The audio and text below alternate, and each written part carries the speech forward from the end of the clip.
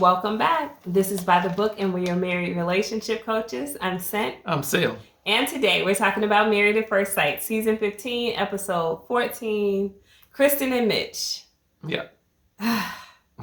Last week was an absolute train wreck. Yeah. This week, really not so much, but I don't care because I feel like Krysten is trying to force something it doesn't have to be. Like, she refuses to recognize that this just may be a poor match. Yeah. Married at First Sight gets it wrong often in terms of their matches, and this is one of those times. So even though she can walk away not being quite as angry, they don't have to have a knockdown, drag out fight for you to still recognize this ain't it.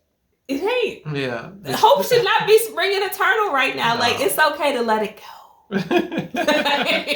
The train wreck, they put the train back on the track. Yeah, I don't want it on the rails. Keep it off the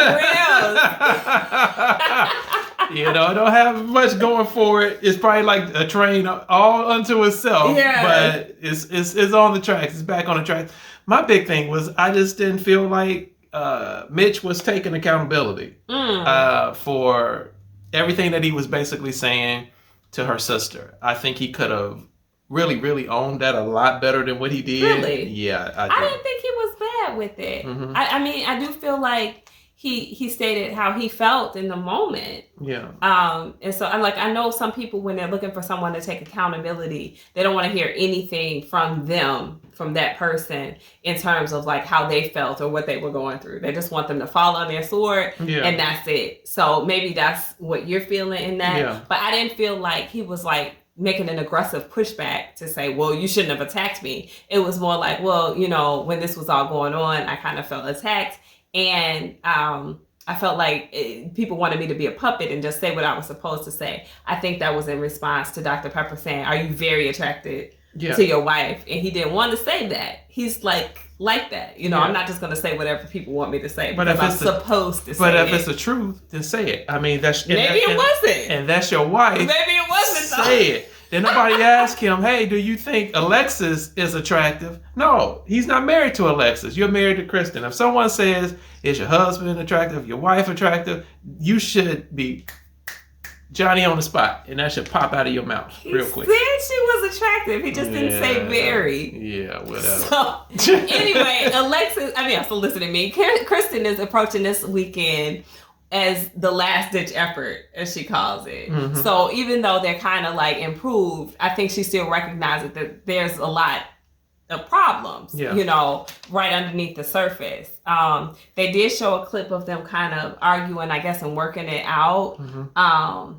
Kind of one of those off-camera right after type Poolgate, arguments. It looked like she still had that dress on, I think. Good observation, babe. Yeah. But I didn't recognize that. Yeah. But when he was trying to say, well, I wasn't trying to make you change anything. And she's just looking for some affirmation. Honestly, to me, that's how I read that. Yes, I read it the same way. She's been looking for him to affirm her and take the lead on that, but he's been missing in action. And so it did kind of come, I think, a day late and $1 short, but she was fine with it. Yeah. Mm-hmm. So when they take the car ride to the couples trip, they have a good opportunity to talk, it out even more and on camera so we can all see it. Mm-hmm. And I think the biggest takeaway that Krysten got out of it, which this is weird for me, because she's telling him, I just wanted you to like the way I look, to have good things to say about me. Yeah. And then like that puppet that he doesn't want to be, he turns right back around and he gives her all this affirmation. Yeah. He's like, I think you're smart and beautiful and funny and like all of these positive things. Yeah. And I was super surprised to hear that come from him because he's not the type to respond to an immediate request like that. Yeah. So I was like, oh, okay. He must be afraid that he's about to lose this relationship because that is not Mitch at all. Yeah. So, but she's happy with that too. And that's where I take issue with her because if I gotta beat some compliments out of you, I don't want them. You could just keep those. Yeah, I don't know. I think the light bulb finally went off. Mm-hmm. Tell Mitch, you can't get any better than Krysten. Krysten is your godsend. I mean, let's put it in football terms. He way outkicked that coverage. Okay? There's no way on his own he could have got somebody like Krysten. Yeah, but see, on the flip side of that, Krysten can do better. Mm-hmm. And I want her to think about that before decision day, because it doesn't seem like she wants to. It seems like she wants to be like, okay, this is my match, this is my guy, I don't have any other options. And she does. And it just feels like desperation to me coming off of her, and that I don't want to see. You know? True. So they have their the superlative portion of the prom night when they get there. I thought it was super sweet, by the way, that Mitch did take the time to say to her, you know, we know Lindy is the prom queen, but you're my prom queen. It was sweet. It was kind of corny. It was. Oh, but he was doing the right thing. Exactly. Finally, it's like like you said, like a light bulb went off. Yeah. Like he's like, oh, this is what I'm supposed to do. So he is trying to do it. Yeah. They get to the superlative question, and it's super cringy when she votes for herself for the most likely to get multiple divorces. And it's like crickets. Everybody's like, and she's obnoxious. She seems like she might be kind of drunk. Yeah. You know, it's me, baby. And I'm like, okay, what's going on? You have to do the Krysten voice again. I'm not doing it. I ain't gonna do it. So, yeah, I mean, what did you think about that? Like, it was definitely awkward, and I don't know if she was trying to make Mitch feel some type of way, or if, like I said, she was just slap drunk. I think she was a bit tipsy, and so, you know, I do think, you know, she was feeling it, but it's obvious, I think, from that standpoint. Yeah, they done kind of made up, and things are somewhat squashed, but the reality of it is they're having still trouble. Yeah. The trouble is still there. They've had their conversation, but nothing has really changed yet. I know we talked about him starting to affirm her, but that does not mean that the situation, the issue, the problem is still present. Yeah, they're still fundamentally very different. Yeah. Where his values lie and where her values lie, they're just not similar. And I think ultimately, once they get past this process, if they stay together, it's going to hit them like a train. Yeah. That we are too dissimilar to continue. So that's what I'm afraid of. I don't know if she sees that, if she's foreshadowing that for herself. But yeah, if you stay married to him, this will be the first in a long line of divorces that you get if you keep making choices like that. So please stop. They get done with prom night. The following day, everybody goes on a date. Their date is to go to archery. It's very light for them. They're learning how to shoot bows and arrows. Everybody's doing better than Miguel did with the spoon that he was throwing last week. They decide to take terms that have been like negative terms for them in the marriage and post them up on the bullseye and shoot arrows at that. So for hers, it's attraction. And she thinks that, you know, that's a hurdle that's behind, because now he's affirming her, making her feel like she's pretty, and she can get attraction on that bullseye board and shoot it with the arrow. For him, it's Poolgate.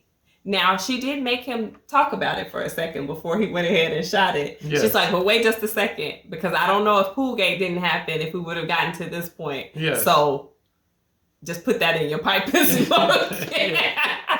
He's like, okay, should I not put it up there? She's like, no, it's fine. But it means two different things. That was her point for him and for her. Yeah. So, I mean, I was glad that she took a moment to explain that, because she's like, that's not totally behind us, just so you know. Yeah, but he kept saying that it was. Yeah. You know, even when he said, I'm not trying to jump ahead, but, you know, with the guys, when he sat down with the guys, I shot arrows through it, it's done. She's not going to bring it back up again. You poor fool. Bring it back She's up. Gonna bring it back up. Yeah, she sure will. She sure will. So, I mean, at the group dinner, I think Alexis asked him again, so you're attracted to your wife, and he was able to give the right answer. Yeah. Wonderful, Mitch. It only took you 2 tries. Exactly. But who had to bring it back up? Alexis. Yeah. She's starting stuff. Why not? She's a hot stirrer, man. She like stir it up. Anyway, I think the highlight of their group encounter there was Krysten playing the part of Mitch. Oh, that was hilarious. You like that, huh? I love that. That had me rolling off the couch laughing. That was hilarious. When she came out with that hat on, you know, and doing Mitchisms and all that stuff. Did you think he was going to be offended? Because I was worried. I thought he was going to hit the ceiling. Yeah, I thought he was going to be a little annoyed by that. So I was good to see him be a good sport, you know, and be able to laugh at himself. Mm-hmm. So. Yeah, but when she said, "You trash picking son of a Mitch, man." That was a good line. I wish I would have made that. That was good. Yeah, I mean, so this was like a feel-good episode for them. But I don't want it to overshadow the point. Again, I can't say it enough. They are fundamentally mismatched. Yes. And if she's letting this little feel-good moment, like, lull her into a false sense of security about this marriage, I think it's a big misstep. Right there. I mean, you guys let us know what you think about that, but I don't think any of their major issues have really been dealt with. Yeah. Just because he can now say, "Oh, I know now that I'm supposed to say my wife is beautiful every now and then." Mm-hmm. That's nothing compared to the real issues that they have. Absolutely. And do I need to say again that the experts, if they made this pick, I really don't think they did. Producers. Y'all messed these people up. No, they did what they wanted to do. Yes. The producers like, oh no, because we got y'all talking about it right now. Yeah. So, but yeah, guys, we won't keep you any longer on this couple. This was one of those episodes that may foreshadow something bad next week because it was a little too quiet. It's the quiet before the storm, maybe. We'll see. Exactly. Anyway, drop your comments in that comment section. Like, share, subscribe, hit the bell notification, and we'll be back. Bye.